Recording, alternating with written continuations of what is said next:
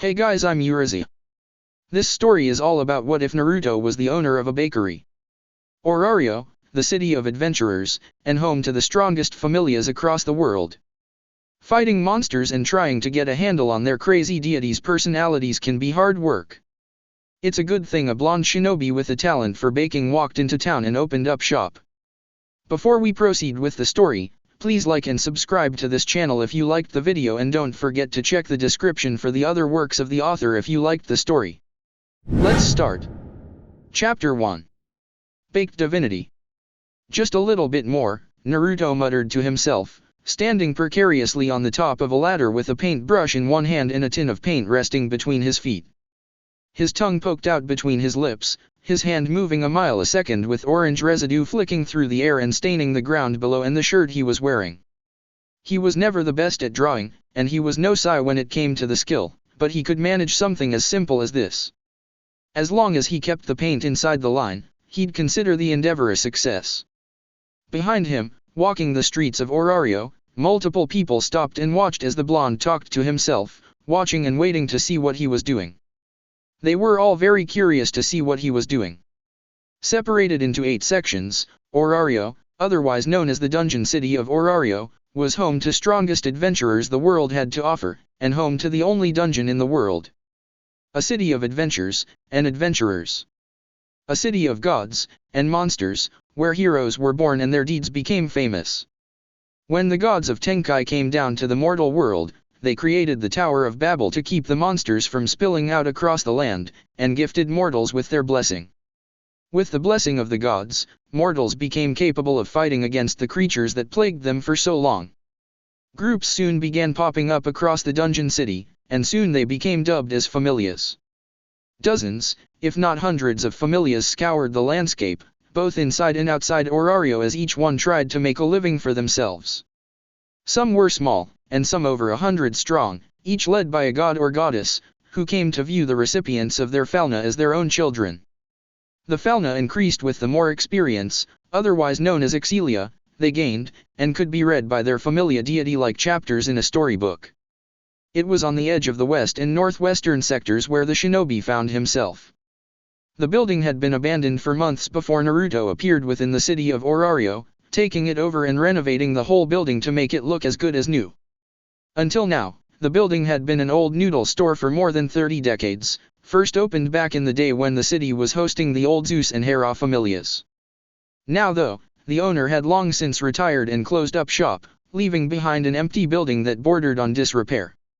Only a fool with a crazy dream would have the courage to take on the building. Clearly, no one had ever met someone like Naruto Uzumaki. For months, a large white tarp had covered the building, and the goings-on of construction was heard by those passing closely. Guild officials and even some young adventurers had tried to sneak a peek at what was going on within the old building, but each time they all found themselves being turned away by the charismatic blonde. His sunny disposition and charming smile were seemingly enough to send them on their merry way. Now, however, it appeared the wait was over.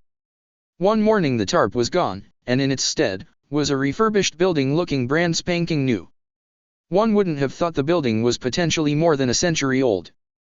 The door was closed, and the windows were the only thing still covered, preventing anyone from peering inside. Finished? In one fluid motion, the blonde surprised everyone by performing a backflip off the top of the ladder, landing smoothly on his 2 feet. The paintbrush was still in his hand, though no one had the heart to tell him paint was dripping onto the stone path. Everyone was too busy staring at the banner that stretched across the front of the building. Orario was used to seeing the weird and wonderful, but this succeeded in capturing their attention. The banner was stark white, with not a speck of paint out of place. Spanning across it was the name, Uzumaki Bakery, in orange writing going from corner to corner. In the middle of the banner separating the 2 words was a pink icing and sprinkled donut. Going through the hole in the donut was a fox with 9 tails swishing behind it, a cute and adorable smile that plucked at the heartstrings of everyone that gazed upon it. Not too shabby, if I say so myself. He said to no one in particular. For the next couple of minutes, he blonde disappeared inside the building, taking the paint and the ladder with him, before reappearing outside with a fresh change of clothes. Unlike before, An orange apron rested comfortably over his white shirt, with one sleeve pinned up to accommodate the lack of a limb. He spun around and faced the people idly staring at him. "Good morning, ladies and gentlemen. I'm pleased to announce Uzumaki Bakery is now open for business. Please form a single file queue, and please do not push." Everyone looked at him like he'd grown a new arm in front of them all. He grinned and swung the front door wide open. The second he did, the scent of freshly baked bread, pastries, and warm chocolate washed over the street, making everyone who was moving stop in their tracks, and those that were unmoving to lean in. Walking inside, Naruto pulled the blinds up, revealing the interior of his new store. A long glass display case ran across the back of the room, with a counter for Naruto to collect payment and a door that led to another room. Even from outside, those closest to the front of the new bakery could see the baked goods sitting proudly within their jail, with some unknowingly finding themselves pressed up against the glass. "As I said, everyone who wishes to come in please form a queue, and enjoy my baked goods," the blonde replied, slipping inside and patiently waiting behind the counter. In the blink of an eye, a dozen or so people filed inside, with more soon beginning to appear. Short while later. What's all the commotion about?" Tiona asked herself, looking down the long line of people that were queuing all along the street. Following along, the line of people was at least 50 people strong, each one looking more impatient as the last. She had been out for a simple stroll around the city with no real destination in mind when she happened to enter the west side of Orario. Her twin was somewhere in the dungeon, at least, that's what she got led to believe after the girl followed/stalked their captain for most of the afternoon. She and Shin were going to hit up the shopping district, and take a peek at the new clothing that just came in specifically for Amazons such as themselves. It was their favorite store in the city. It where she bought the clothes she was wearing. They were even going to look at purchasing some new jewelry. They were both suckers for anything gold, just like the rest of their race. Without her twin, shopping was no fun and ended up wandering the city alone. Lefia was having one of her lessons with Riveria, and Ice was no doubt farming monsters for their magic crystals somewhere on the middle floors. Then there was Bet. Well, she didn't really care what Bet was doing. He was probably off brooding somewhere in Twilight Manor or drinking his body weight in a tavern somewhere. Looking down the queue of people, the Amazon held her hands on hips before noticing a familiar face amongst them. She leaned in with a hand covering her brow and squinted her eyes to check it was who she thought it was. "Oh, Raoul." The young man in question turned his head side to side and found Tiona jogging up to him. "Miss Tiona." "Hey, Raoul. What's up? Do you know what's going on?" she asked, motioning to queue. "I've never seen a queue this long outside of adventurers trying to get into the dungeon." "You haven't heard? A new bakery opened up this morning." Raoul pointed to the building about 30 meters down the road. That building with the white tarp over it for months finally opened. Tiona's mouth formed into an O shape. "Really? That what that was?" The Amazon remembered passing by the building a couple of times. Some of the other girls in the Loki Familia tried to guess, but none expected it was getting turned into a new bakery. "So, is the food good then?" Raoul scratched the back of his head, moving one step forward as the line steadily moved. "I guess it must be if so many people are queuing up. I only know about it because Anakitty came back to Twilight Manor about an hour ago, with a big tray of assorted donuts in her hands. You should have seen the hall when she peeled the lid back. I thought the other members were going to try and snatch the baked good from beneath her nose. Anakitty had to retreat to her bedroom so she could eat them. Wow, those must be some great donuts." At that moment, a customer who must have just left the bakery walked past Raoul and Tiona, the lid open and allowing a delightful aroma of warm chocolate to tickle their sense of smell. Neither Tiona nor Raoul could help but lick their lips unknowingly. "That smells heavenly," Tiona whispered to herself, standing on her tiptoes and glanced inside the box. Half a dozen muffins filled to the brim with gooey chocolate chips decorated the interior, with small chunks missing from the top of one as the happy customer happily chewed on his food. "Excuse me, sir.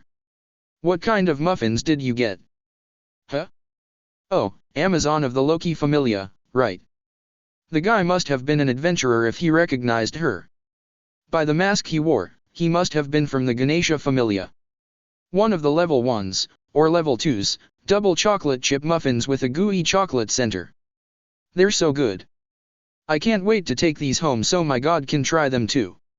Watching the man leave, Tiona found herself determined to get a hold of some baked goods too, and found her goal for the afternoon. One by one, she watched as another set of happy customers walked past her and Rahul, each with something different in their hands. An elf walked past with a chocolate eclair with cream doused over the top, while a DWR from the Hephaestos Familia was carrying a small stack of boxes filled with cookies of various flavors. The more she watched, the more she wanted. Her stomach rumbled, and that was the final nail in the coffin as Tiona made her decision. I'm getting in line. I'll see you later, Rahul. Her fellow member of the Loki Familia didn't have time to react. He watched Tiona blitz down the street and fell to the back of the line. If he had to guess, it might take Tiona 25 minutes before she got in the store. He'd already been in it for 10 minutes. It was moving at a steady rate. At the back of the queue, Tiona bounced on the balls of her feet. I wonder what I should get. It took about 40 minutes, but eventually, Tiona found herself near the front of the queue. Only 3 people remained in front of her, and she was now standing inside the cute little bakery. If the smell from outside was delightful, then what she got inside was downright divine. She wondered if this was how Tenkai smelled to the gods and goddesses. The inside was decent in size, enough for about a dozen people to stand in front of the counter. It gave customers an eyeful of the delectable treats that sat behind the glass. Rahul had already got his order and looked extremely pleased with himself as he passed her. The usually dour and self-deprecating member of the Loki Familia walked away with the biggest smile Tiona had ever seen him wear. One would think Anakity had planted a big one on him. Trying to decide what to have, Tiona became oblivious as the people in front of her put in their orders and promptly left, leaving the Amazon as the next person. Hello? Are you in there, Miss Amazon? She heard and blinked in surprise when she found a hand waving not far from her face. One man stood behind the counter, a pleasant and easygoing smile on his face as he leaned back behind the counter. Oh, haha, sorry about that, Tiona replied, an embarrassed look on her face as a hand rubbed the back of her neck. I let my thoughts run away there for a minute. Everything in here looks and smells so amazing I was trying to decide what to get. Naruto's smile edged wider. Well, thank you for the praise. Everyone has been giving me kind words all day. It's taken me by surprise how much they've enjoyed themselves. Giving him a once-over, Tiona couldn't help but make the small comparisons to her captain. Namely his sun-kissed blonde hair, and bright blue eyes. Even his voice has the same smoothness that the Palom possessed, though that's where the similarities ended. He was lightly tanned, and around the same height as Bet with a similar body frame. On his face, she couldn't help but stare at the whisker markings on each cheek. The most notable feature, however, was the lack of his right arm. His sleeve was folded and pinned to compensate for the missing limb. She'd been around plenty of adventurers who lost a limb in the dungeon and couldn't help but wonder if the blonde was a retired adventurer. I'm Naruto Uzumaki, the proud owner of Uzumaki Bakery. So, what can I get you today? I'm not sure where to even start. She scanned the glass cabinet and felt her stomach rumble.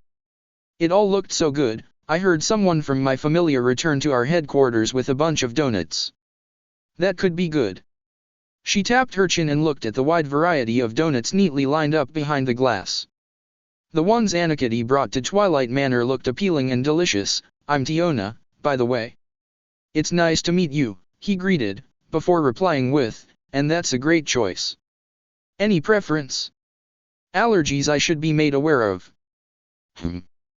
I do love strawberry. Tiona had one hand on her hip, while the other one cupped her chin, and nope. No allergies. In that case, take a look at this one. He pointed to one on the top shelf with white frosting laying the top, a swirl of cream covering the top along with multicolored sprinkles. So, this one is a strawberry dream donut. Inside, the middle had been hollowed out, making the pastry light and stretchy. Inside is a strawberry cream, with a similar texture to custard. It's proven pretty popular this morning. I already had to get a second batch out. One big bite and you'll have strawberry cream leaking out in seconds. Wow, that sounds amazing. Tiona muttered, her face almost pressing against the glass. It looked so good. I've seen people with trays of donuts. How does that work? That's from an assortment I offer. A single donut is roughly 30 valis, but I offer 2 assortment trays. 6 donuts, each one different, and can be your choice which ones you want, or you can leave it to me to choose for you. That comes to around 165 valis, so you get the 6th one for half the price. Was the only sound leaving Tiona's throat. She bobbed her head up and down as she took it all in. That's for the half dozen. You can get the dozen assortment tray, and get the last donut for free. Normally, I put 6 different kinds with 2 of each. That comes to around 330 valis, but it's up to you. In a split second, her hands came down on the top of the counter, a fire in her eyes. She made sure not to put a dent on the top, or outright demolish into a broken pile. The dozen. I'll take the dozen, please and thank you. The blonde nodded, all right, coming right up. Would you like to choose, or shall I choose for you? He grabbed one of the larger trays from behind him and set it up on the counter. He grabbed a pair of metal tongs and stood behind the plethora of baked goods. You choose. I think it could be all afternoon before I make a decision. She tapped on the glass, pointing at the strawberry dream he mentioned moments earlier, but I want one of those for sure. No. 2. Make it 2. If they were as good as he described, then she wanted at least 2 of them. Watching closely, she watched him fill the tray up, filling it up with 6 different flavors with 2 of each one. One smelled a lot like syrup. It was exactly like what she put on her pancakes in the morning for breakfast. Another looked like a traditional ring with a sugary glaze and sprinkles. Then there was a pair that looked like the pastry had been folded over multiple times with a sugary gleam to it. Digging into her pocket, Tiona pulled out a small sack she kept on her person that contained the valis she was willing to spend for the day. Okay, Naruto muttered to no one in particular, you've got the dozen assortment of donuts. I've put in 2 lots of the strawberry dreams, the honey cruller, the old-fashioned glaze, the rakian maple, the pumpkin cinnamon, and finally, the melon chocolate peppermint and coffee glaze. Altogether, that's 264 valis please. He smiled, watching Tiona dig into her pouch and dig out the money. Wait. 264 valis? You said the dozen was 330. Tiona looked at him funny. Naruto shook his head and pointed to the sign above his head. Adventurers get 20% off any purchase. Thank you for your bravery and service to Orario. Wow. That's such a cool idea. She admired, her smile getting wider. She was really starting to take a liking to the blonde more and more by the second. Another whiff of her sweet treats tickled her nose. Oh yeah, that's the stuff. Handing the money over and taking the tray into her hands. She took a long whiff of the mixed scents coming from her delights, and couldn't stop herself from biting the corner of her mouth. She was going to wait until she got back to Twilight Manor before enjoying these bad boys. Will there be anything else today? Naruto asked. I don't. Tiona started, but let her eyes wander as she took in the rest of the cabinet. She held up a hand, asking him to wait one moment, before whipping her pouch back out and checking the inside. She had about 12,000 valis on her person. New clothes, or a buttload of cookies, cakes and more donuts. She could afford to splurge a little. Behind her, she seemed oblivious to the people still in the queue waiting for their turn. People were shuffling on the spot, impatience starting to build as the Amazon continued to stare longingly into the glass cabinet. None would say anything aloud. They all knew who Tiona Hiriot of the Loki Familia was. A level 5 adventurer gifted with the alias, Amazon. Anyone looking to start something with her had better have a will written out beforehand. Again, she slammed her hands on the counter, making everyone but Naruto jump in surprise. I'll take another tray of donuts. And a box full of chocolate chip cookies. And a piping hot loaf of bread. Oh. Come on. Everyone in the queue yelled, though neither Tiona nor Naruto paid them any mind. Chuckling to himself, Naruto nodded at the girl's request. Sure, you got it. I like people with big appetites. Tiona giggled, me too. Fill your stomachs until your heart's content. That's what I say. The Amazon was never one to turn away good food and hated anything going to waste. Whereas Shin could be very picky with her food, tending to eat whatever the captain enjoyed. I love the picture of the fox on your apron, and the sign outside by the way. It's so cute. I love the shade of orange you used for it. More people should use that color. Thanks. I love the color orange. It's been my favorite color since I was a little kid. Some people think it's a ghastly color, but I think it's the best. I think it's a divine color. Tiona's voice joined him, and both stood there, staring at each other in surprise. The blonde's eyes widened a margin, with blue meeting dark brown. You love the color orange too. Duh. Tiona nodded, and the pair fell back into silence as they stared at each other. Outside, everyone in the queue fell silent. Those nearby leaned to the side to get a better look at the interaction going on between the Amazon and the baker. Twilight Manor. Does someone want to explain to me why sunshine and rainbows are crapping out from that idiot's body? Bet ached, his back to the wall as he stared across the room and towards the Amazon with the trays of delicious-smelling baked goods stacked up around her. He arrived back from the hibachi in the southwest district of Orario to find a large group of his familia huddled around a corner, watching the air-headed Amazon with a mixture of envy and confoundment. Despite being known for her ever-present smile within their ranks, he was quick to notice the extra amount of positivity radiating from her person. We're not sure, though I think Rahul knows. They were spotted talking to each other briefly earlier. Cruz, a Chianthrope, and a level 4 told him, pointing to his fellow familia member across the room. Like Tiona, Rahul had his own tray of goodies, happily munching away on them like there was no tomorrow. Though he didn't go as crazy as the Amazon, he did end up buying more than he anticipated. Bet rose an eyebrow at that. High Novice wouldn't be able to give him the answers he wanted. The idiot had a habit of getting his words jumbled when his intimidating presence was too close. The guy was too timid for his own good. Guess I'll find out for myself. Pushing himself from the wall, Bet stalked over to Tiona with his hands in his pockets. Leaning over the Amazon, he looked over her shoulder. Hey, you idiot Amazon. What's got you so happy? To his annoyance, the Amazon didn't reply. Instead, she grabbed another donut from her tray and took a big bite out of it. The scent of strawberry jam tickled his nose as small droplets of the stuff dripped onto the table. A hum of glee escaped the Amazon and watched her rock back and forth. Got to admit, that does smell pretty good. He leaned over and eyed up one of the donuts in the open tray. The one in the top right-hand corner smelled like Reiki and maple. Despite his outward appearance and general gruff attitude, he did have a bit of a sweet tooth, though rarely acted on the desire. He didn't need the idiots of his familia knowing about his sweet tooth, but still. She's got dozens, and I haven't had a donut in a long time. One hand leaving his pocket, he reached down to grab the sweet treat. As he was about to wrap his hands around it, another dark-tanned hand swatted his away and found a leg swung in his direction. A lesser adventurer would have found themselves buried in a nearby wall, but his reflexes were high enough that he managed to dodge the barefoot from connecting with his chin. He jumped back a couple of feet, annoyance running across his face. Hey! What the hell was that for?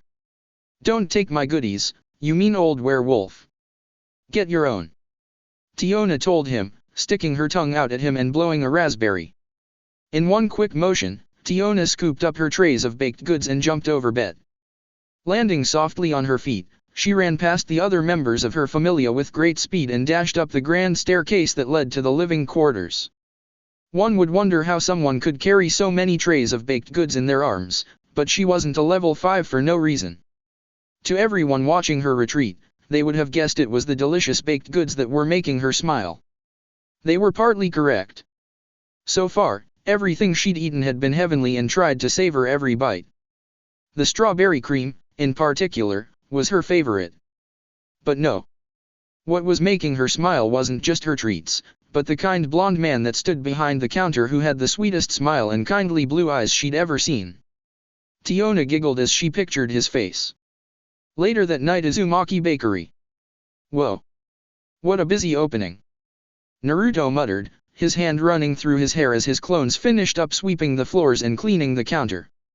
It was safe to say the opening of his bakery had been a universal success. Coming to Orario had been a good idea after all, despite his initial skepticism. Some would have thought the idea of Naruto Uzumaki opening a bakery would have been insanity. Little did they know, the blonde shinobi of Konohagakure was an avid baker in his youth, which carried over as he grew older. While having less time to bake when he graduated from the academy, he still found time for it on the rare days he had off. He found baking to be a good stress relief. His friends, or at least the ones who knew his secret passion like Sakura and Shikamaru, were avid fans of the stuff he made them. Landing in a world full of gods and monsters after the war had been an adjustment, as was having one less arm than he did before. However, Naruto Uzumaki was a fighter, and he adjusted as best as he could. It all looks so good. A low voice said from behind him. Turning around, he found himself staring at a young girl with her face pressed up against the door. Long dar hair tied into long twin tails ran down her body, with blue eyes as bright as the sky. She was dressed plainly, in a white mini dress that stopped midway down her thighs and flip-flops. Despite her small height, she barely came up to the middle of his chest. What caught him by surprise was the size of her chest. For someone of her size and general appearance, it was strange to witness. He found her staring at the baked goods he hadn't taken out of the cabinet. Walking up to the door, he watched the girl take a step back as he unlocked and pushed it open. When he got a few feet from her, he felt the difference in the air around her. A goddess. He thought to himself. A pair of gods had visited the bakery earlier in the day, so he knew what to look for when he came across one, Lady Goddess. Are you okay? Is there something I can help you with? The goddess's blue eyes appeared set and tired, and a loud growl rippled through the air. He wouldn't say it aloud to Divinity, but she looked a mess, and down on her luck. It was the opposite of what he'd seen of other gods and goddesses. I'm sorry to bother you. I saw the long queue earlier and the lovely smell that came from here. I wanted to see if I could purchase some bread, though I had to run back to my home to find some valise. She told him and showed some small coins in her palm. It wasn't much, but it was enough to get what she was after. I see. He replied. She had a hopeful look in her eye. Wearing a smile, he motioned for her to come inside and went behind the counter. Though initially hesitant, the dark-haired goddess walked inside, taking in the place and stared at the remaining items that were on display. Wow! It all looks so good. Did you make all of them? She approached the counter to get a better look through the glass. Naruto nodded. I did. I'm Naruto, by the way. I'm Hestia. It's a pleasure to meet you. Chuckling, he gave a short bow, before asking, so what can I get you? I'm not sure. I've only got 100 valise on my person. It's all I could find. Well, it's your lucky day. It is. Hestia's head tilted to the side in confusion. The last customer of the day gets all they can eat for just 100 valise. Wah. Did you just make that up? The blonde shook his head. Not at all. It's a good thing too. I wouldn't want this food to go to waste. He teased and took out a couple of trays. How about some donuts? And maybe a box of cookies. Some muffins too would be good. He said to no one in particular, guiding the food into their respective trays. In all took little more than a few minutes, but soon, multiple large trays sat sealed and ready for collection on the counter. He was about to speak but stopped when he found himself looking at a teary-eyed goddess whose bottom lip was beginning to tremble something fierce.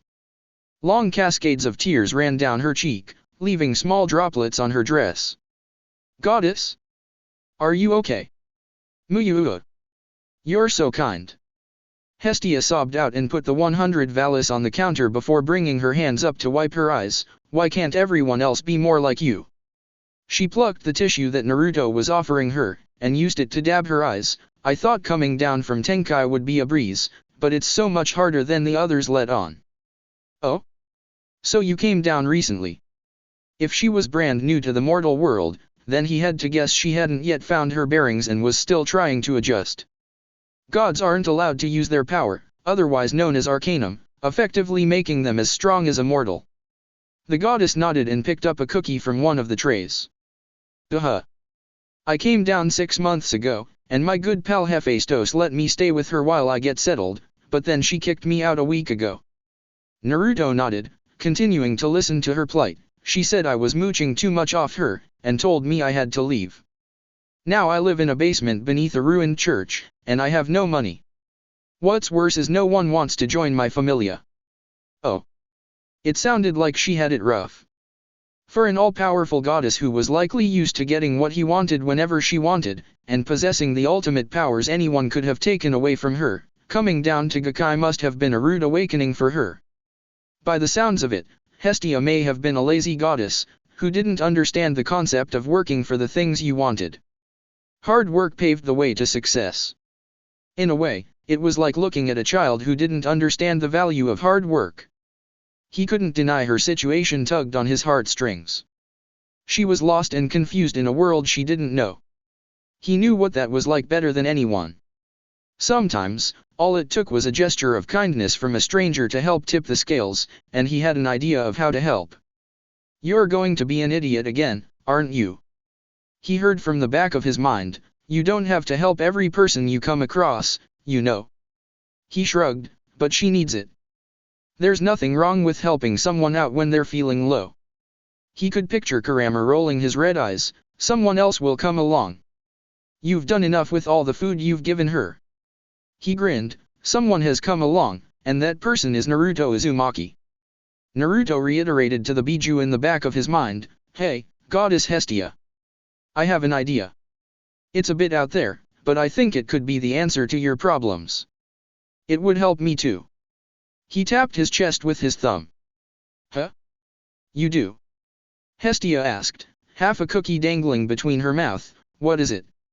Would you like a job at Uzumaki Bakery?" He grinned and waited for her answer. What he got was the cookie falling from Hestia's mouth, the goddess gaping at him.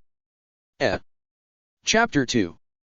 "That will be 165 valis, please."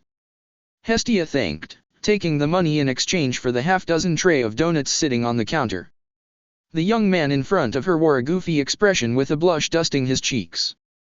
His eyes tried to remain on the face of the divine goddess, but they continued to try and wander down to her chest. "Thank you for your patronage. Please come again soon." "Okay. Thank you, Lady Goddess." The young man's voice drew out the last part of the sentence, walking away with a love-struck expression. Hestia merely watched him go with a pleasant smile on her face, having grown used to the silly mortals. Honestly, she could help but wonder if they were like this with her, then what were they like around a goddess of beauty? She'd yet to see Freya since arriving in the mortal world, but she'd heard the rumors. Adventurers were falling over themselves to join the Freya Familia. Not just because they held the title of the strongest Familia in Orario, but everyone, man and woman, wanted to be near the goddess of beauty. Even here, everyone was falling over themselves just for a glimpse of the silver-haired goddess. For over a fortnight, she spent nearly every day coming to Uzumaki Bakery and working behind the counter. Though she wasn't keen to admit it, the work was more difficult than she initially thought. Hestia thought she would be serving behind the counter, taking the money and handing the customers their baked goods. She did all that, and in her opinion, she was good at it. But oh no. Naruto insisted she learned how to bake with him as her teacher. Baking. How hard could it be? Mix some flour with some milk and eggs. Hey, presto. You got yourself a cake. It turned out it was very hard, but she had mastered the art of making cupcakes. She could make a mean cupcake. And apparently, her dainty hands were perfect for decorating. Naruto, as it turned out, had been a lifesaver, and Hestia insisted on being the best employee she could be. She acted professional and treated their customers with kindness and understanding. She always arrived 5 minutes early. Helped him clean up after closing. Model employee, thy name was Hestia. Behind Hestia, the door to the kitchen area swung open, and her employer walked out with a tray of fresh brownies straight out of the oven and put them on the counter. The smell that radiated off them were so delicious Hestia nearly forgot she was an employee. She reached out to grab one and devour it in one go. However, before she could take one, another hand reached out and gently swatted it away. Ow! The goddess pouted, sticking out her bottom lip. "Mina. These are for the customers, Hestia. If there are any left at the end of the day, you're welcome to take a batch home with you. As per the agreement when she started working at Uzumaki Bakery, whatever was left and hadn't sold, the goddess was welcome to take home with her. Sometimes she went home with a few items, and other times she went home with a whole basket full of stuff. Since she started working, she hadn't gone hungry at all. Not even one. Naruto hummed to himself, picking up a tong and placing the brownies inside the cabinet for the customers to see. There is one on the side that broke in half, so I can't put it out. If you dash. He stopped talking when he noticed the door swung open and the goddess was already gone. He chuckled and shook his head, such a gluttonous goddess. He couldn't help but wonder where it all went. For such a small goddess, she sure had a big appetite. Where did it all go? Hestia walked out a moment later with chocolate crumbs covering the corners of her mouth and sprinkled across her cheeks. These are so good.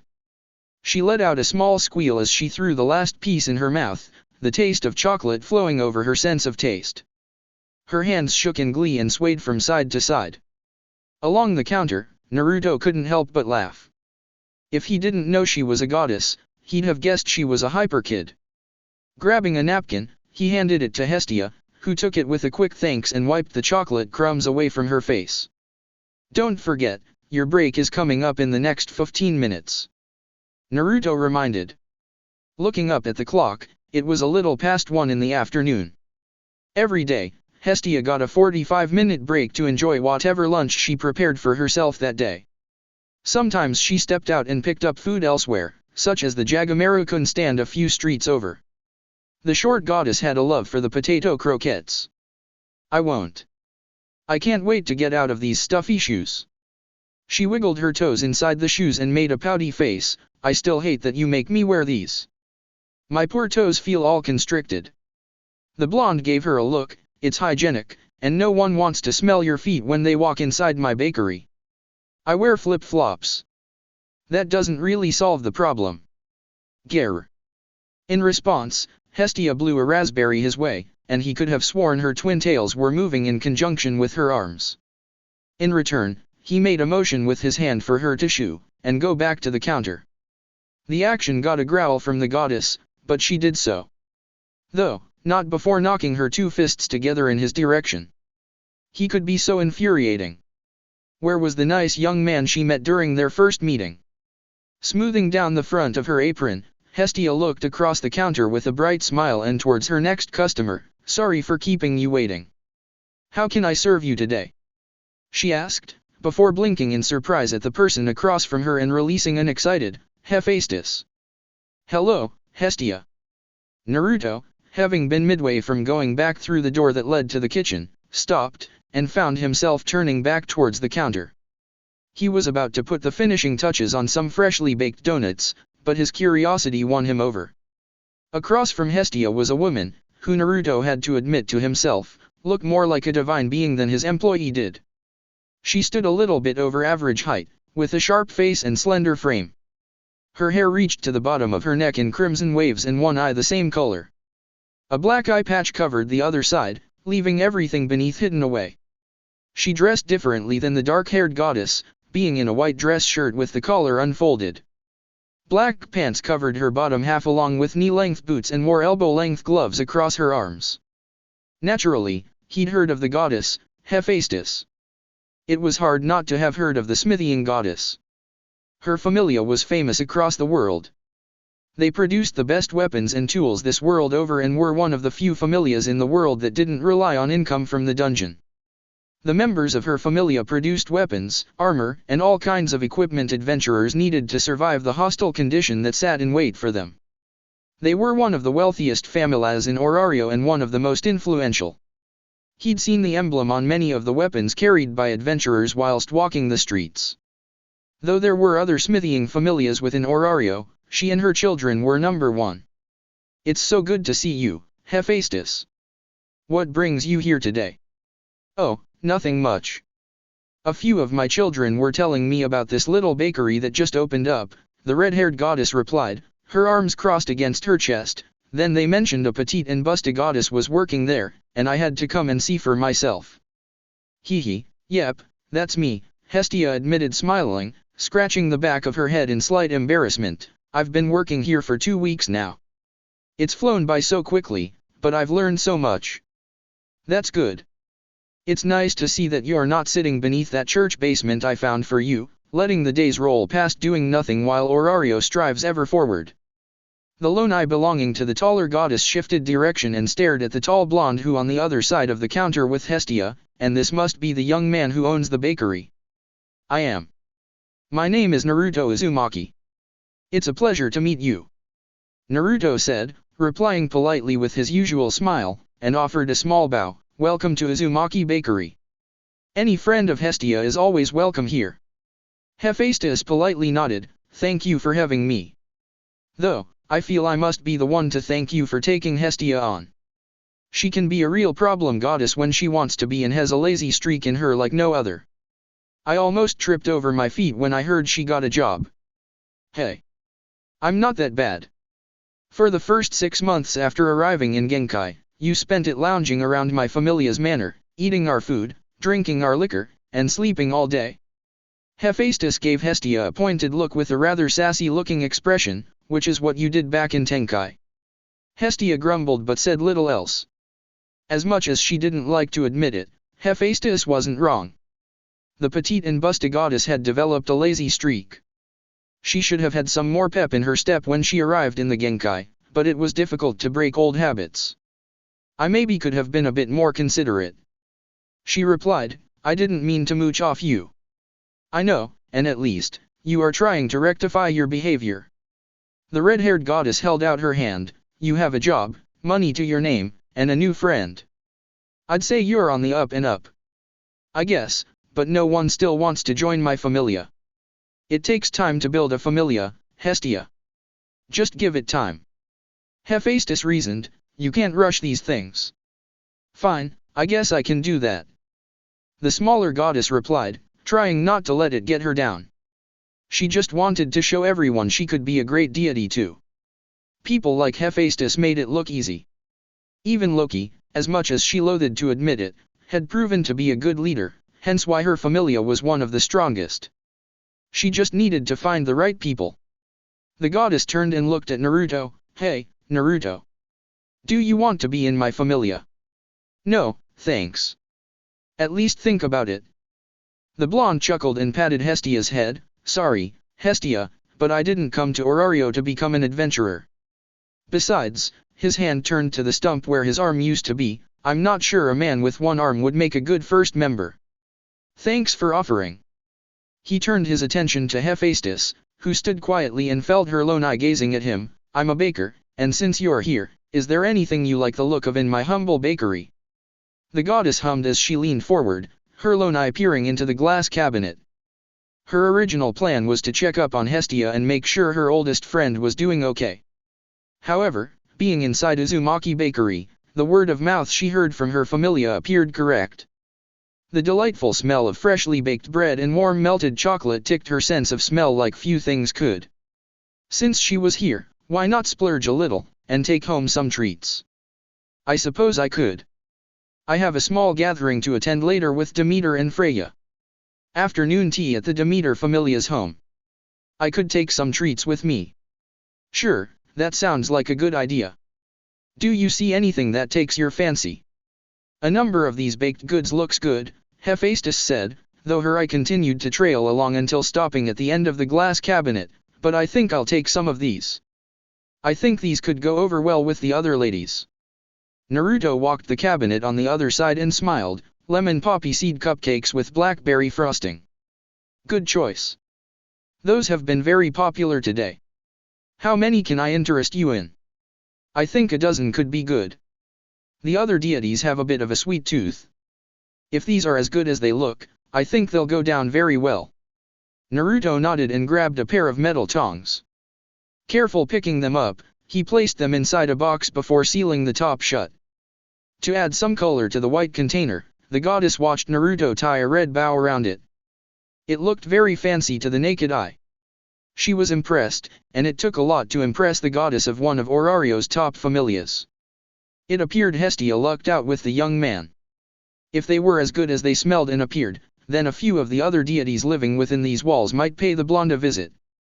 The former residents of Tenkai were always on the lookout for a new plaything.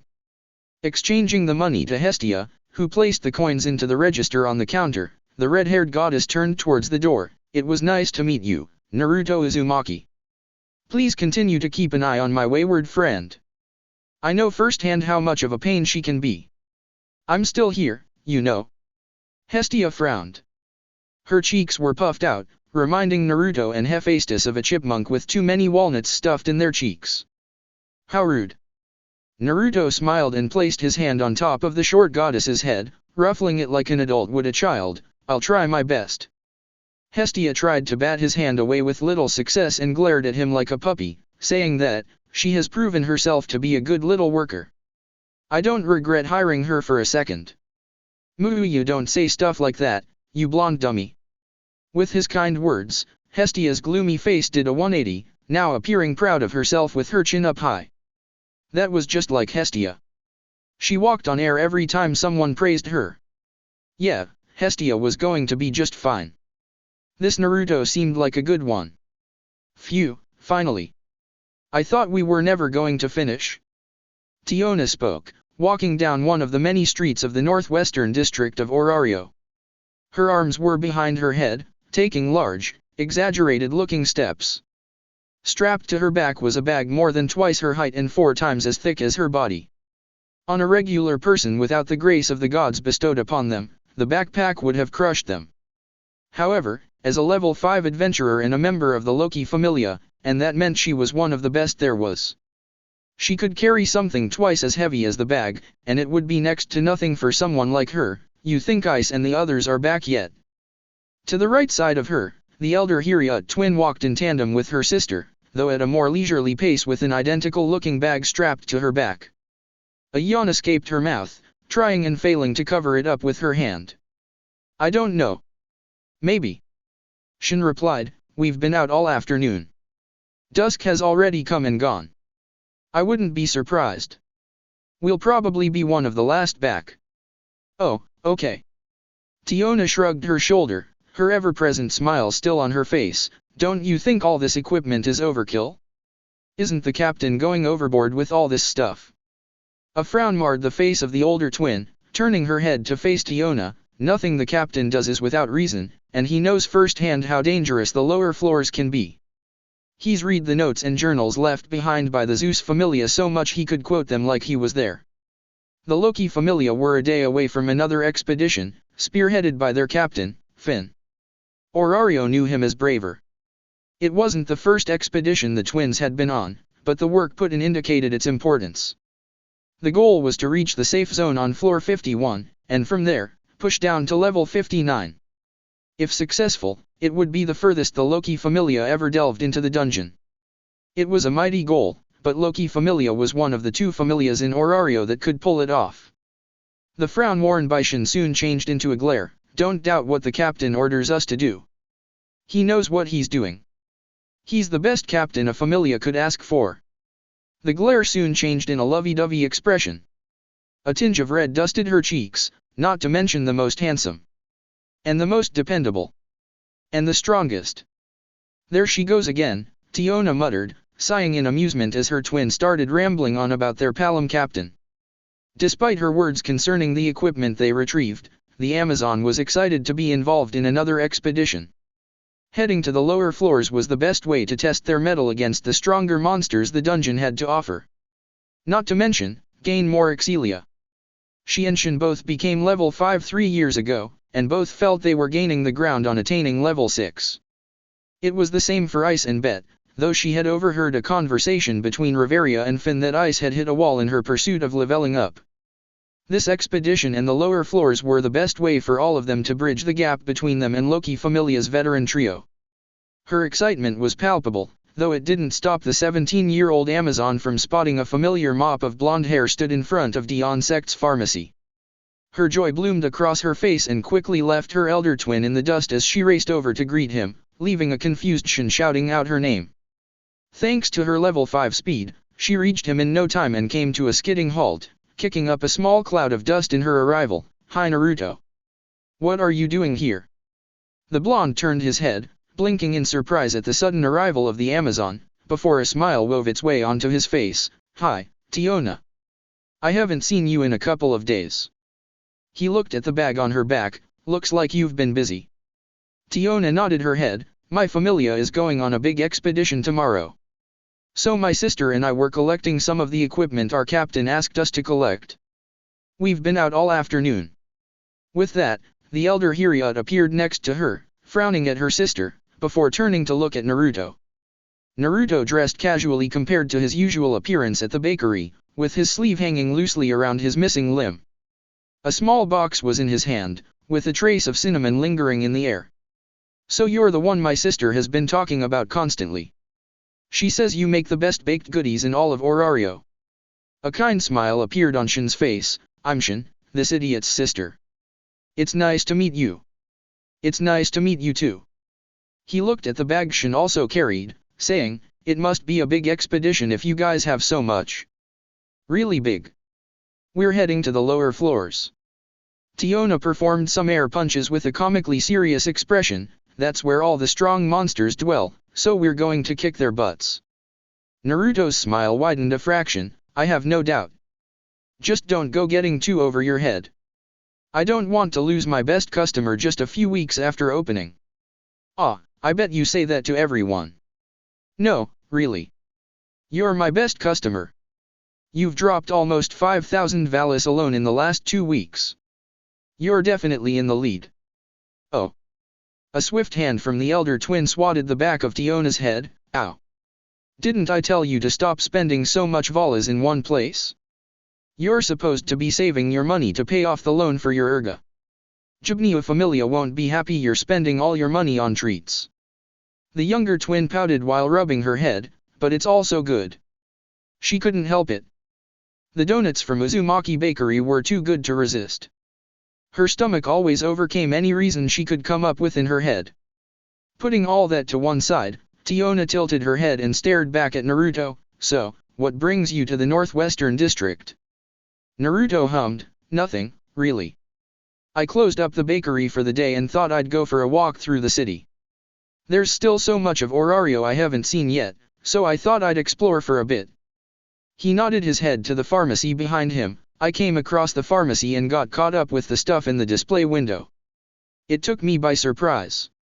Both of the Amazons looked into the display window. The pharmacy was owned by the Dion sect Familia and leading Familia when it came to medical supplies and other related items. The large white marble building held enough rooms to treat patients, negotiate deals, and sell their wares in, therefore becoming one of the cornerstone buildings throughout Orario. Hundreds of adventurers visited every day, making them one of the richer familias by a wide margin. The Loki Familia had a good relationship with them, taking on requests for specific drop items from the dungeon. The Dion sect Familia were prominently medicinal, meaning it was rare for them to venture into the dungeon. Eyes trailing the display items behind the glass, it wasn't long before their eyes zeroed in on what must have garnered the blonde's attention. A silver arm was front and center in the window, a prosthetic meant for adventurers who lost their limb in the dungeon. "AHH." The twins said simultaneously. Their gaze flickered between the arm behind the glass and Naruto. The blonde's smile turned set and put the box in his grip down and ran his palm over the stump where his other arm used to be. "Yeah, it just got me thinking, that's all. It's been 3 years since I lost it, but I sometimes still forget. Like when I wake up in the morning and try to reach out for the glass of water on my nightstand." Naruto took a deep breath. "It took me a while to adjust not having both arms, but sometimes it still gets to me, you know." Sometimes, he got phantom pains from the stump. It wasn't often, but it happened. Apparently, the mind would glitch and forget the limb was no longer there, causing a phantom sensation as if the arm was still there. He adapted, but still. "How did you lose it? Were you an adventurer? And a monster took your arm?" Naruto shook his head in Shin's question. "A monster? No, nothing like that. My best friend tried to stage a revolution and shape the world to his image. We fought in a battle that decided the fate of the world, and I won. He died, and I lost my arm in the process." Both sisters blinked in surprise. "Oh." By the expression on Shin's face, it wasn't the answer she was expecting. Nor did she believe a word of in that short explanation. The same, however, could not be said for her sister. Wow! That's amazing! Tiona's eyes sparkled as she looked up at the blonde. You must be strong. Naruto laughed. I'm pretty good if I say so myself. Then again, I'm a bit rusty. Plus, he motioned to his lack of a right arm, I don't fight much these days. I'm happy being a baker. And a good one at that. Tiona added, grinning at him. Thanks, Naruto replied. The trio went silent, and Shin couldn't help but look between the tall blonde and her sister. Both were smiling at one another, staring at the other with happiness clear on their faces. Come to think of it, her sister was practically crapping rainbows for the past couple of weeks, especially after coming home with a box full of baked goods. She thought the reason was for the delicious delicacies, but now thought Tiona had an ulterior motive. A single eyebrow rose on her face. I should get going. I don't want to keep you any longer with your big expedition tomorrow. To both their surprise, he gently shook the white box in his hand and put it in Tiona's. Here. Why don't you take these? Huh. Tiona and Shin looked at each other, with the elder Hyria twin shuffling closer to her sister, leaning in as the younger won the lid. The strong scent of cinnamon washed over their sense of smell, and both found themselves looking at a few dozen cinnamon cookies piled high on top of each other. Each was about twice the size of a single valice. But aren't these yours? Naruto shrugged, I can make more when I get home. It's not too difficult to make. Think of it as a little going-away treat before your big expedition. Both Hyria twins looked at him in surprise. Quickly, their expressions melted away and turned into looks of gratitude. That's very kind of you. We'll make sure to share these with the others in our familia. Shin told him, her opinion of the blonde growing more positive by the moment. Hearing her sister giggling, the elder turned and watched in mild surprise as her sister looped an arm around Naruto's head and brought him down into a hug. His head rested on her chest, with his cheek touching the skin above her fabric-bound breasts. The action took him by surprise. You're the best. Thanks, Naruto. He let out a nervous laugh, feeling Tiona's fingers weave through the back of his hair. He couldn't help notice how soft her fingers were for someone who monsters for a living. They stayed like that for a few moments before the Amazon finally let him go. Finding his bearings, the trio said their goodbyes, with Naruto noting the amused expression on Shin's face after watching the interaction between him and her sister. As he left, he could have sworn he heard her mutter something to Tiona, resulting in a loud cry coming from the younger before both took off in a mad run. Joyous laughter came from the elder twin, while indignant babbling came from the younger. Unbeknownst to the mortals that walked the streets of Orario, a pair of silver eyes was constantly grazing over their forms before finding interest in the one-armed shinobi that walked alone as he parted from the Amazon twins of the Loki Familia. They had been watching him for weeks now and honed in on him the moment every time her gaze found him. They couldn't look elsewhere. My goodness, a soft, melodic voice whispered to herself. Standing from her throne, she walked towards the great window that overlooked Orario from Babel Tower and gently pressed the front of her body to the glass. Despite a great many people that crossed her gaze, none held her attention as he did. The color of his soul is so beautiful. A short gasp escaped her mouth and unknowingly found her hand running against the side of her body. It's so bright. It's like the sun fell from the sky, taking mortal form. I can't look away. How have I never seen him before? She bit the corner of her lip before a playful smile wove its way onto her perfect features. She always got like this when something new took her interest. It was a bad habit of hers. She couldn't look away once something grabbed her attention. I'm so greedy, but I just can't help myself. She watched the young man turned around, his eyes looking for something from behind, before leaning up to look at the tower she resided within. It felt as if their eyes were meeting. I simply must have him. Later that evening, the knock at his front door jolted him from his daze, letting out a low yawn as he stood up from his armchair in the corner of the room. The home Naruto purchased when he first arrived in Orario was nothing fancy, but it suited his needs. It was a little cottage on the outskirt of the southwest district with similar-looking houses all dotted the nearby area. Many of them belonged to retired adventurers looking, small families, and market traders enjoying the quiet life the scenery offered. He got it for a steal. According to the guy he bought it from, the last owner and his girlfriend lived here but ended up destroying most of the inside when their relationship broke apart. He cheated, she found out, and being adventurers, the interior became a war zone. It was a real fixer-upper, but with his shadow clones, it wasn't that difficult. Now, his little home was comfortable and cozy, which is what he wanted. Crossing the room, he opened his front door and was surprised to find who was on his doorstep. Hestia. The short and busty goddess stood there uneasily and took note of the small suitcase in her grip. Dressed in her usual attire, she'd added a long beige coat that reached down to her knees. An uneasy look was on her face, biting the inside of her cheek. "Hi, Naruto. I'm sorry to be bothering you like this." The blonde shook his head. "That's okay. Is everything alright?" The goddess shook her head, kicking the ground with the edge of her flip-flop. "I kinda need a big favor. You can say no, and I'll understand." Naruto nodded and waited for the question to be asked. "Would it be okay if I came and stayed with you for a little while? Come and live with me?" He repeated, surprise evident on his face. What happened to the room beneath the church? Despite how it sounded, the basement beneath the church was cozy. Naruto had seen it one evening when walking Hestia home after the deity stayed behind an extra few hours and helped him close the bakery for the night. It was far from perfect, but it was warm and provided a roof over her head. "I'm not sure, but when I came back after my shift at the bakery ended, I found the church floor had collapsed and covered the basement in the rubble. There's now a big hole where the roof used to be."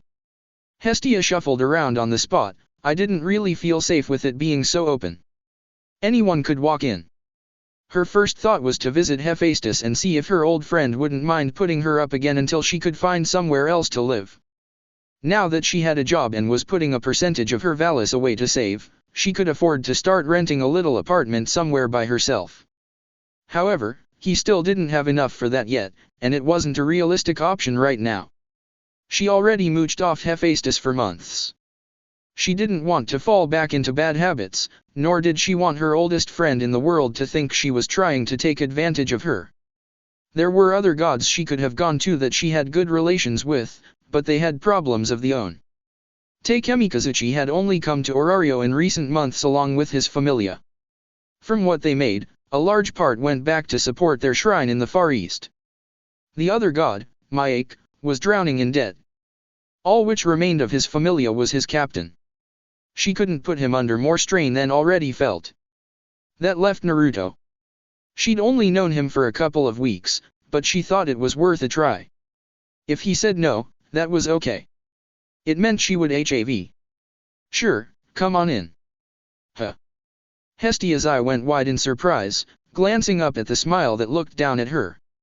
Naruto opened the door and stepped to the side. Really? It's okay. Of course. I'm not going to let my friend sleep on the streets when I've got a spare bed they can have.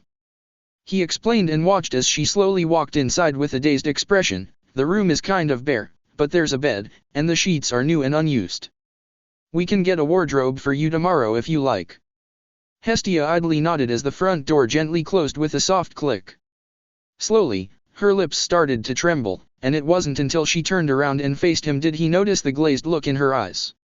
A sniffle broke from her body, and before Naruto could say a word, a small pair of arms wrapped themselves around his middle. A wet patch started forming on his shirt. "You're such a good person. And I'm so glad we're friends. Thank you so much." Naruto blinked a few times, slightly taken aback by the outburst before laughing and returning the hug with his arm going around her slender shoulders. "You're welcome. Anything to help a friend." Chapter 3. Huh? So this guy agreed to join your Familia? Naruto asked, cleaning the surface of the counter with a cloth in hand. In front of him stood in her uniform was Hestia, though she wasn't alone. He was half annoyed with the dark-haired goddess. She'd gone on her lunch break hours ago and ended up leaving Naruto high and dry when she never came back. He thought something might have happened to her but didn't have a chance to send a clone to look for her. The bakery had been so busy he couldn't find the right moment.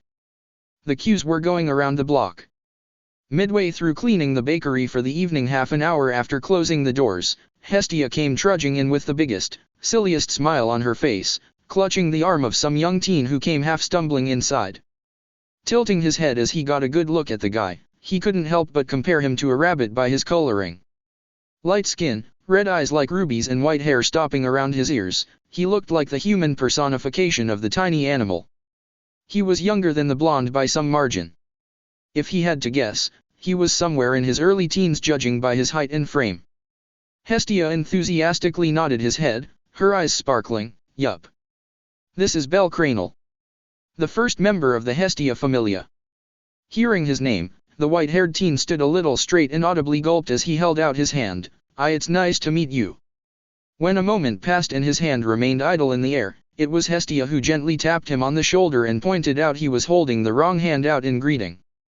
Bel looked between his hand and Naruto a couple of times before letting out a high-pitched yelp. Naruto couldn't reciprocate the handshake since he had no hand to do so with. Bah. I'm so sorry. Naruto tilted his head and watched the younger man panic before chuckling. It's okay. Don't worry about it. Offering his hand out, Bel quickly shook it. I'm Naruto. It's nice to meet you, Bel. Gaining his bearings, Bel nodded as he tried to forget his embarrassment. It's nice to meet you too. The blonde turned to look at Hestia. I guess I can't be too mad at you for disappearing. He sighed and scratched the back of his head, but please give me some warning next time. Hestia had the good decency to look embarrassed. Hee. Sorry about that. It all happened so quickly. I kinda forgot about everything else and wanted to put my blessing on him immediately. It was the first time she'd ever given a mortal her blessing, and she wanted to make sure she did it correctly. Hephaestus had drilled the process into her head months ago. Still, a bit of warning next time would be appreciated. He reached behind the counter and threw a cloth towards Hestia. You can make it up to me by helping me with the cleaning. Yes, boss. Hestia gave a salute, one mimicked by Bel as the goddess got started, ensuring the interior was spotless and ready for tomorrow. Would you like me to clean too, goddess? Bel asked, stepping forward. Inwardly, he was surprised. He didn't know the gods and goddesses from Tenkai had normal jobs, on top of leading their familias. He was visibly taken aback when his new patron told him she was employed at a local bakery. Sure, that would be a big help. Hestia replied, though regretted her words as a hand came down and poked her on the forehead. Hey. This is your job, not Bel's. Naruto reaffirmed, giving his employee a stern look and ignoring the pouty face she was throwing his way. Reaching beneath the counter, he pulled out a small box, opening the lid to reveal a few iced danishes he'd made earlier that morning. Here, Bel. Help yourself. From the way you're holding your stomach, I bet you haven't eaten all day. Some of these should hold you over until we arrive home. The white-haired teen wanted to say he was okay, but his stomach was quick to betray him and let out a determined growl. I guess one wouldn't hurt. Thank you, Mr. Naruto. Just Naruto. I'm not that old. I'm not much older than you.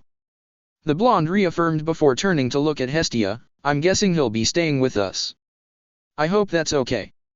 I know we don't really have all that much room at home, but it would be a big help if he could stay with us. Hestia whispered, leaning in so Bel couldn't hear them. Familias are to stay with their deity anyway, but I don't think he has anywhere to go. I think he tried to join some of the other familias, but he was rejected.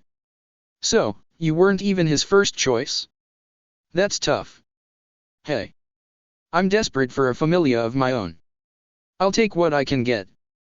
The goddess reaffirmed, sneaking a look at Bel, who was busy looking around the bakery. All it takes is one, and I'm sure my name will start rotating on the mouths of other new adventurers. If you say so. I still don't get this whole familia stuff, but I'll take your word for it. He scratched the back of his head. I've got a futon he can sleep in if he wants. We can set it up in the living room until we figure out a permanent arrangement. He can stay in my room. I should have enough floor space for him. Hestia replied and frowned at the look the blonde was giving her. What's that look for? Didn't you say you're a virgin goddess? Wouldn't it be weird for you to be sharing a room with a boy and having him sleep next to your bed? A thoughtful expression appeared on his face. Then again, you and I have been sharing a home for a couple of weeks now, so I guess it's not all that weird. Hestia's face froze in a mask of horror, her hands thrown in the air. slapping against her face. I hadn't even thought of that. Oh no. What will the other deities all think? I can't share a home with two boys. That goes against everything I ever stood for. You're only just figuring this out? Naruto asked, swiftly dodging a flip-flop aimed for his head. Between the two of them working together, Uzumaki Bakery was spotless within 20 minutes. A nice sheen covered every surface as the reflection from the overhead lights shone across them. A satisfied nod came from Naruto as he looked it over, while Hestia and Belle stood by the door looking ready to go. Hestia was eager to get home as the day's events started catching up with her. She was feeling more tired than normal. Was it because she gave Belle a drop of her essence when she made him a member of her Familia? Who knows? Either way, the tiny goddess knew she was going to sleep well tonight. Tomorrow she wasn't working until the afternoon, so she could get a long stay in bed and recover her energy. Maybe she could even help Belle? The white-haired teen told her earlier he wanted to sign up with the guild, start his career as an adventurer ASAP. He was so eager she couldn't help but smile. Was this how all deities felt like when they received their first member? It was a good feeling, and Hestia liked it. She just had to make sure he didn't get too overexcited. She didn't need him dead on day one because he got too ahead of himself. Standing by the door with Belle, the pair waited for Naruto to appear from the back room and close up for the night. When he appeared, he didn't look like he was prepared to go home. His apron was gone, but in front of him was a hand truck with a stack of 4 large boxes neatly piled on the front. "Are we not going home?" Hestia asked, tilting her head to the side. "You both are. I've got a delivery I need to make." "We're doing deliveries now? I thought you said that wasn't something you wanted to lean into yet. At least, not until you cemented the bakery's reputation." "We're not, and that hasn't changed, but this is a special case," he explained, checking none of the boxes had rips or dents in them. "I had a customer request if I could deliver some goods to them shortly after you left. I explained we don't do deliveries, but when I heard how big the order was and that they were willing to pay extra for delivery, I made an exception." "Oh, I guess that makes sense," Hestia said back but looked confused. "But they want it now? It's the evening. I guess whoever she works with works nights." The blonde shrugged. "It's no bother to me. I'll head home afterwards. It shouldn't take long." He put his hand in his pocket and pulled out a slip of paper. "Though, I'm not 100% where I'm going. I don't think I've ever been to this part of Orario before." The goddess frowned. "Where are you going?" she asked and took a look at the note as Naruto passed it over to her. As soon as her blue eyes read the address, Naruto found himself with the petite goddess trapping him between the counter, her gaze full of fire. "You absolutely can't ever go there." Naruto blinked in surprise. "Why not? Do you really not recognize it?" The blonde shook his head. "That's the southeastern part of Orario." "So?" Even Belle looked confused, though the young adventurer was still new to Orario, so it wasn't all that surprising. "It's well known to house the entertainment district." Hestia wiggled her eyebrows. "You know, where adventurers go to let off steam. There's a certain part that's known as the pleasure district, where people have certain needs attended to." "Oh," Naruto furrowed his brows before realization on what Hestia's was referring to. "Oh." A moment later, Belle seemed to realize what his goddess was leading to with his face turning tomato red. "You know, I guess I shouldn't be too surprised a place like that exists in Orario. This city is huge, after all." The blonde didn't want to say anything aloud, but he was familiar with those types of places, though not for reasons one would think. It was during his time training under Jiraiya that he became familiar. He never took part in the activities, but many of the women, and some of the men, were contacts of the Toad Sage within his spy network. He always found it embarrassing seeing these beautiful women in such revealing clothing, but over time had to grow used to seeing such things. He even befriended some of the nice ladies that worked the nights. Some even showed him how to give a girl a nice massage while using chakra. He figured why not. There was always some kind of red light district or pleasure quarters that catered to specific desires in any large town or city you visited. Hence, why he didn't appear or sound too surprised. It was part of society wherever you went. "I bet it was some scantily clad woman that came here, wasn't it?" Hestia asked. She was. Regardless of how you feel about it, they made the order and paid in full. He told her and patted the box sitting at the top of the pile. I have a duty to ensure they receive their goods. If I didn't, I think I'd have a lot of people knocking on my door demanding their money back. He patted Hestia's head before putting his hand on the truck and beginning to push it forward. Can you get the door for me, Belle? Oh, of course. Fine. But you better deliver the goods and come straight home. Hestia declared, standing on the top of the counter and pointing at his back. He would be in so much trouble if he came back having partaken in their activities. Duh. Naruto nodded. Don't forget to wipe down the counter now that you've stood on it with your dirty flip-flops. I'll see you at home. Hestia looked down and cursed, asking Belle to run and get a cloth. The sooner they could go home, the better. Oh, boy. I have definitely never been to this part of Orario before. Naruto said to himself, staring down the long street and watching as women of all shapes, sizes, and ethnicity showed off their bodies in clothing that left little to imagine. Adventurers of all ages accompanied them, some heading inside the inns and being led in by women, others in large groups gawking at the beautiful sights the pleasure quarter had to offer them.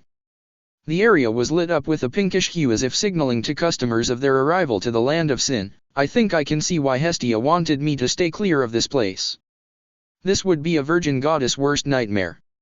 As soon as he started walking, he drew the attention of women as he passed them by. Some gave him momentary glances, though turned away when they noticed his lack of a right arm. Others didn't appear deterred, winking in his direction and motioning for him to come to talk with them. As lovely as he was sure they were, he had a job to do. After 10 minutes passed, he found himself stationary by the side of the street scratching his head, the delivery resting against the wall. The address he was given didn't really give him much information. It was just a symbol he didn't recognize. A short distance away, coming from an alleyway, 2 young women spotted his confusion and saw a potential target for their affections for one evening. One moment, Naruto was looking at the note, and the next thing he knew, a tanned hand cupped his face beneath the chin. Hello. Hey there, handsome. How about you come and spend the night with me? The first asked, her short silver locks betraying her youthful appearance. The second girl looked like the younger of the pair and ran 2 fingers across his shoulders. No. Come and stay with me, baby. I'll show you a good time. Naruto chuckled as he maneuvered around them. Both of them dressed in scantily clad clothing and showed off the curvatures of their bodies. If he had to guess by their appearance, he'd say they were Amazons. All 3 were very beautiful, with typical dark features and olive skin. He couldn't deny the temptation was there. How could he not? He wasn't the oblivious little genin he used to be. As soon as puberty hit, he understood why Kakashi-sensei read the Ika books or why Jiraiya perved on women in the hot springs. Sorry ladies, but I'm on the job too. He nodded down to the boxes as he pushed off the wall and continued along the street. Have a nice night. Nah. Okay, handsome. You know where we'll be if you change your mind. Naruto took a few steps before halting. A thought crossed his mind, turning back to look at them. They noticed his attention return and coyly smirked. They were too irresistible. Changed your mind, sweetie? We knew you were a smart man. Sorry, but I have a question. Could you girls help me? Both girls tilted their heads and looked at him curiously. He left the truck for a moment and showed them the note he was given. Could you tell me where this is? I'm supposed to deliver these boxes, but I don't know this district. All I got was this symbol and to head to this district. The duo took one look at the note and grinned. So they did know it. You're in luck, handsome. That symbol right there, the silver-haired Amazon said while tapping the paper, that's the symbol of the Ishtar Familiar, and we just happen to be members. Relief filled Naruto's gut. Really? Do you think you could point me in the right direction? The pair looked at one another. Their grins grew wider, almost cat-like. Before Naruto knew what was happening, the silver-haired Amazon took the truck and started pushing it along the street while the orange-clad girl looped her arm through his. Sure, we'll help you. Perhaps we could even convince you to stay for a little while. She said, running her other hand down his arm. I'm Lena, and that's Samira. I'm Naruto, he introduced, thank you for helping me. You're welcome, Lin giggled, I like this one, Samira. He's so polite. I do too.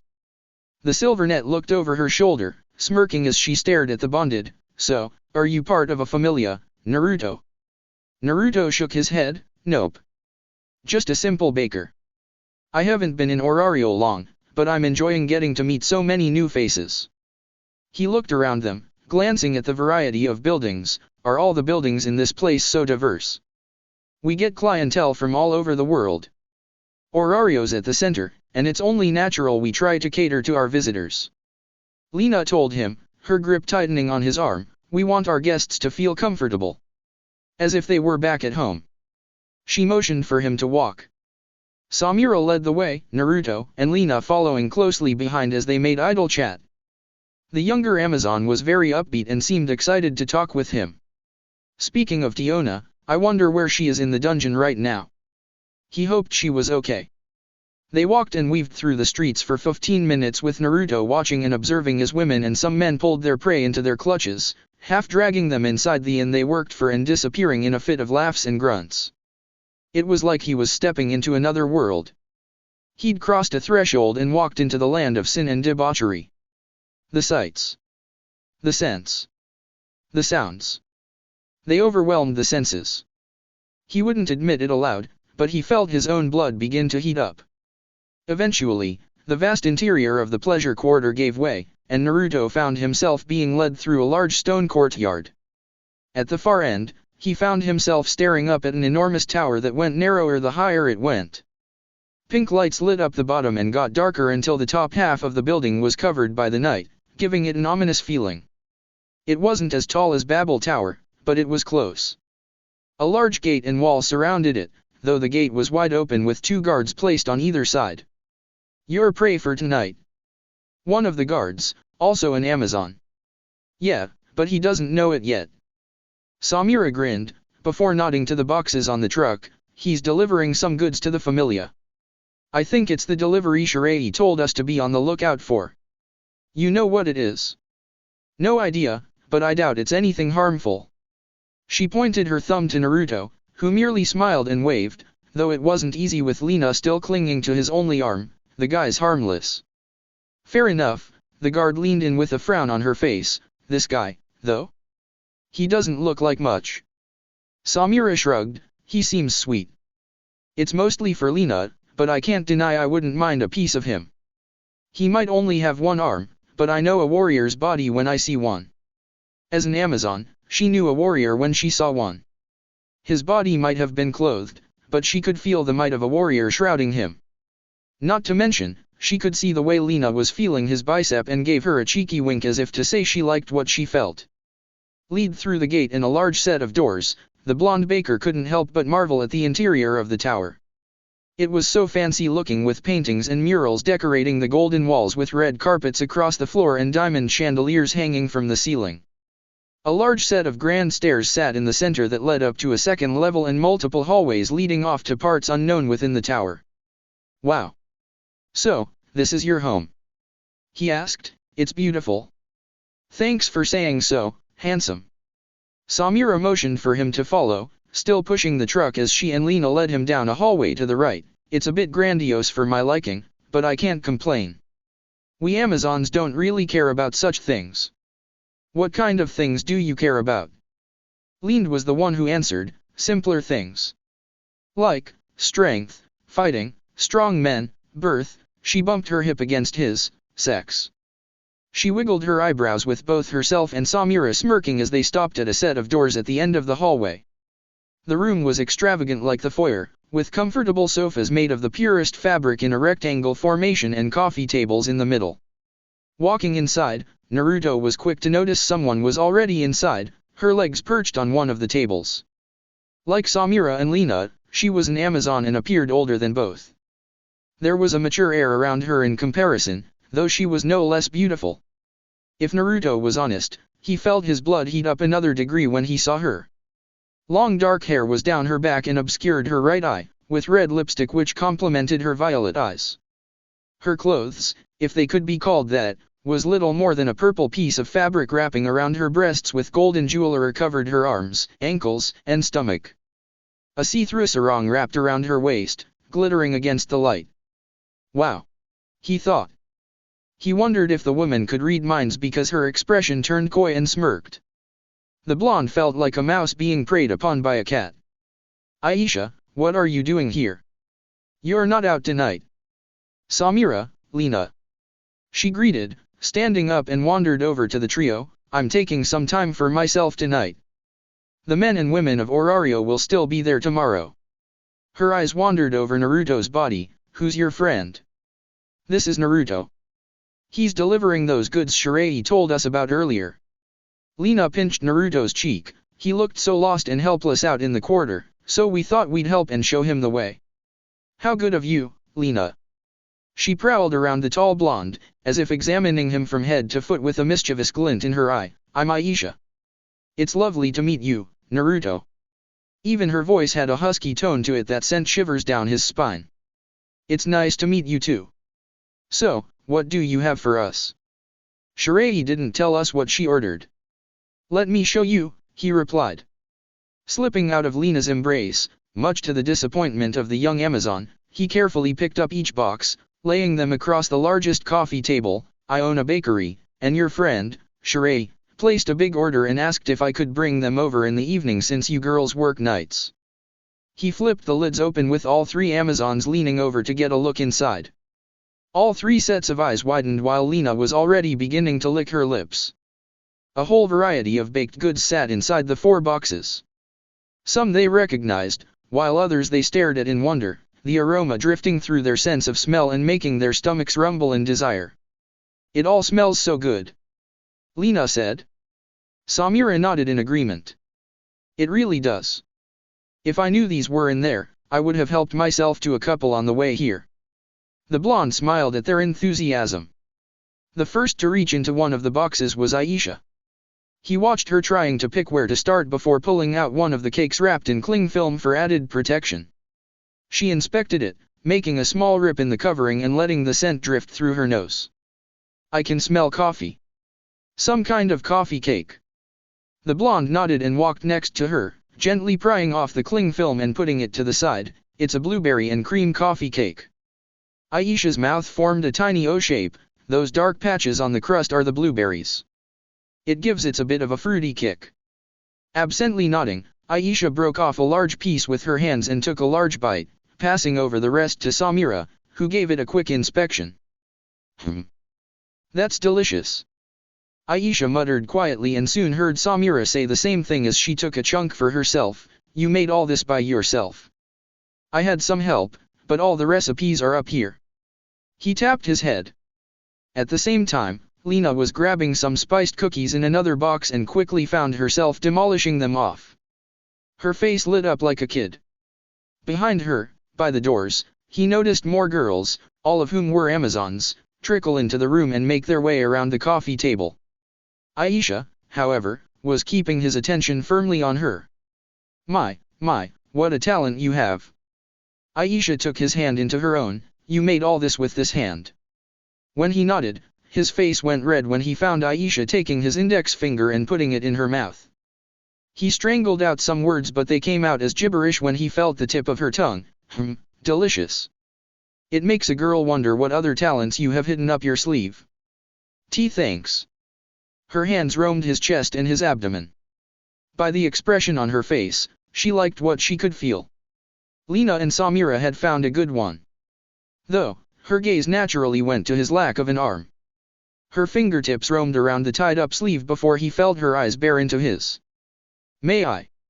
Aisha asked, her fingers going to work on uncutting the sleeve. He didn't mind and gave a silent nod. He watched and felt the sleeve come undone and roll up what remained of his bicep, feeling the softness of the fabric disappear and end up replaced by the warm touch of the Amazon woman. He hadn't lost all sense of touch in the spot she was touching, though it still felt uneasy. The skin around the closed-up stump was a reddish color, with scars that looked like vines shooting out across the skin. What happened here? His free hand gripped the shoulder. My best friend tried to do something unforgivable that would have hurt a lot of people, he muttered, thinking of the raven-haired ex-leaf shinobi he chased after for so long, so I stopped him, but it cost me my arm and my home. Aisha didn't comment on his story but looked closer at the vine-like scarring going across his bicep and shoulder. I've never seen scars like this before. He had a thing with lighting, and he was very good at wielding it. Around them, more and more women were beginning to appear, each with their hands full of pastries and baked goods. Lina and Samira appeared to have forgotten all about Naruto still being in the room, not appearing bothered by Aisha leading him to a nearby couch and taking up the spot next to him. Cupcakes of various flavors were being passed around, as were the pieces of shortbread and reiki and honey muffins. This went on for a good 15 minutes as the contents of the box got lower and lower, until finally, oh my God! Is that what I think it is? Aisha, Samira, and Lina all looked up from what they were doing and felt their eyes widen. Even Aisha, who was preparing to throw her legs over Naruto's lap and talk to him some more, found herself jumping to her feet. Every Amazon grouped around the girl who spoke aloud and looked at the object in her hands. Is that a Tellskyaran Nafi? Nafi, a delicious and rich treat made with unripened cheese, baked in shredded phyllo dough before being soaked in syrup. A delicacy in many places, but none more so than the nation of Tellskyra. That's right, Naruto told them from his seat on the couch, lemon mango Nafi. It's something new I've been working on. I heard it's big on Tellskyra, so I thought I'd give it a try. He smiled. I'd love to know what do you think. All the women in the room looked at one another before huddling around the Amazon holding the Nafi. This was a big deal for them all. Nafi was a special dish in their culture, given to them when they're young. Even those not born on Tellskyra but were born to Amazonian mothers knew of the dish and were treated to it on rare occasions that an Amazon knew how to make it. For a warrior race, it wasn't something they had often but as a rare treat. Few in Orario knew how to make it right, and those that did could never get it right. Rare as it was for a group of Amazons to act civilized, but Naruto couldn't help but watch as the women carefully divided the Nafi between them, so everyone got a piece. One by one, they all looked at each other before each took a bite. The reaction was instant. Eyes went wide. Bodies shivered. Tongues licked lips. In a matter of moments, the pieces they all carried were gone, little more than crumbs left on their faces. The act was enough to make Naruto smile in success before his expression turned into a frown, tilting his head in confusion.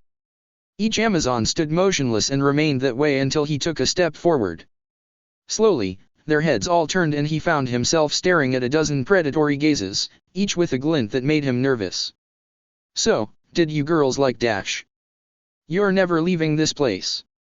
It was Aisha that said it.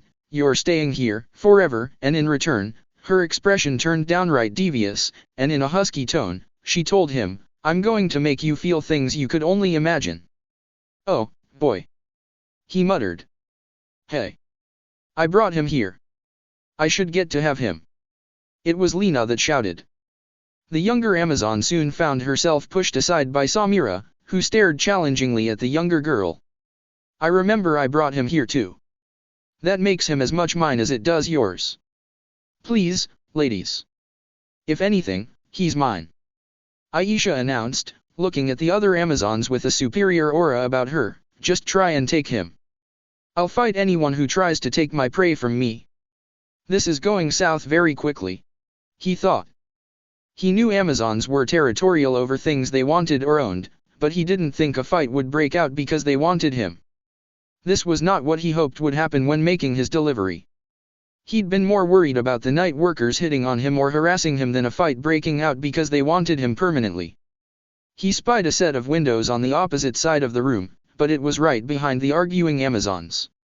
What he needed was some kind of distraction. Stomp. Stomp. What's all this racket about? A voice bellowed out from down the hall, making all the girls freeze in place. A sense of dread washed over them all as they hesitantly looked towards the door. They didn't have to wait long as an enormous woman pushed her way, easily towering over every one woman in the room, as well as the blonde shinobi. Her frog-like features were the first thing he noticed, her eyes reminding him of his own when using senjutsu.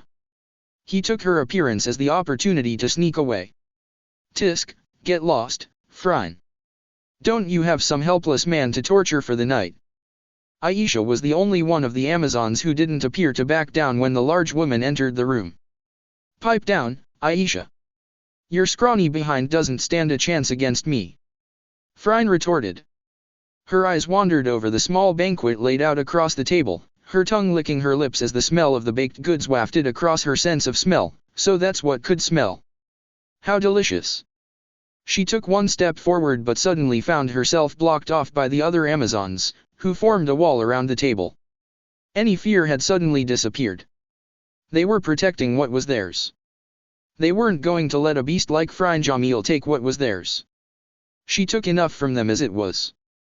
Men tended to stay clear of the Ishtar Familia because they were too scared with the chance of running across the captain of their Familia. "I don't think so. This food is ours. Get your own." One of the Amazons shot back, forming a wall between the toad-like captain and their goodies. While the group of Amazons hashed it out with their captain, one Amazon looked up at the ceiling by chance and couldn't stop her jaw from dropping. Girls." It was Lena who spoke. Everyone looked at the youngest Amazon in the room and found herself pointing up to the ceiling. They all turned their attention to the ceiling and all looked surprised when they found their one-armed baker stuck to the ceiling by his feet, a couple of meters away from the window. Naruto's face held still, though his mouth formed a tiny O shape as being noticed. Boy, he was really out of practice. Phryne looked up along with them, her face washed with anger as he locked eyes with the blonde. "What's this? You girls have been hiding a man from me." The baked goods were forgotten and her attention now focused solely on the blonde. Naruto nervously chuckled, "Thanks for the evening, girls, but I really must be going." He gave a short wave and bolted across the ceiling, out the window and across the courtyard. "It was nice to meet you." None of the girls remained still for long, with Aisha shouted out, "Get him." Everyone Amazon followed suit, chasing the blonde baker into the night and across the rooftops of the pleasure quarter in a desperate attempt to tie him up and drag him back to their familiar residence.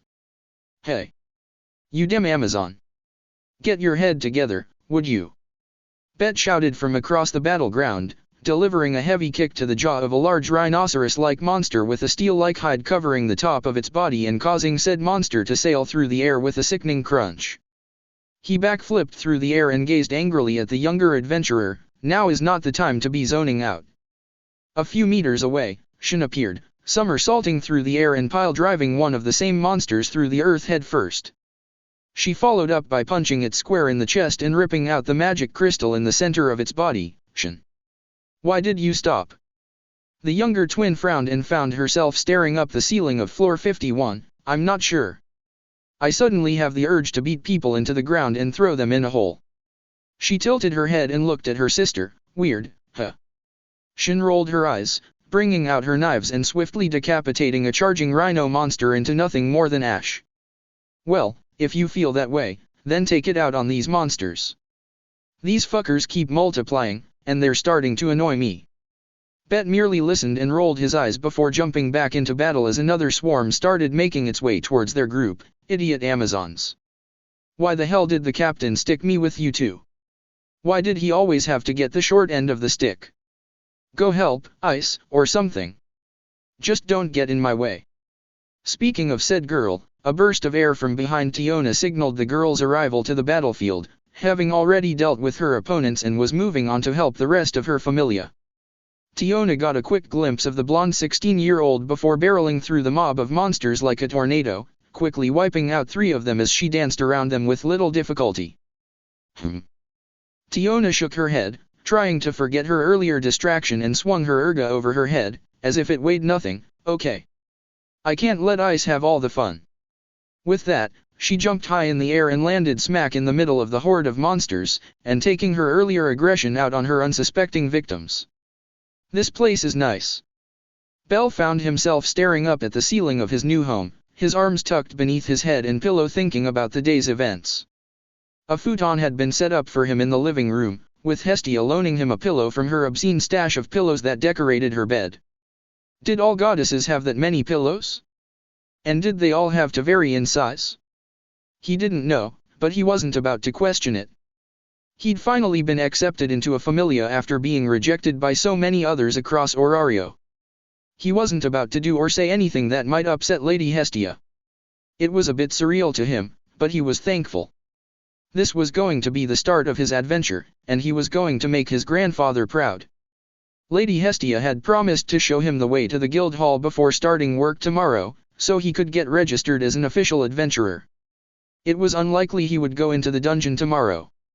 His thoughts turned to the man Hestia introduced him to earlier, and whose home he was currently living under. He couldn't deny he was surprised to hear that Naruto wasn't a member of the Hestia Familia, but was such close friends with the goddess. According to Hestia, he'd helped her out in a tight spot and done so much for her in the span of a month. She said he was a good person, and Belle had to agree. Though their meeting was brief, the blonde did have an inviting and warm presence around him. He had to agree with Hestia. Naruto seemed nice. Speaking of the devil, Belle looked up from his pillow and found the front door to the little cottage opening up and said blonde walking through. A look of relief was on his face as he slumped against the door. A moment of silence reigned over them before eventually, Belle asked, "Is everything okay?" He noticed a rip on the blonde's shirt and a small red mark on his neck. "Is that a hickey?" Naruto took a few breaths before pushing himself off the door and tried to play it off cool. Yeah, everything's okay, Belle. Just, Naruto thought for a moment, have you had any experience with Amazons, Belle? Amazons? I don't think so. Well, a word of advice from me to you. They're extremely persistent, so watch out. They don't understand that no means no. With that, he trudged upstairs and went to bed, leaving one very confused white-haired teen very confused. That's it for this story. Thank you for watching and see you on the next video.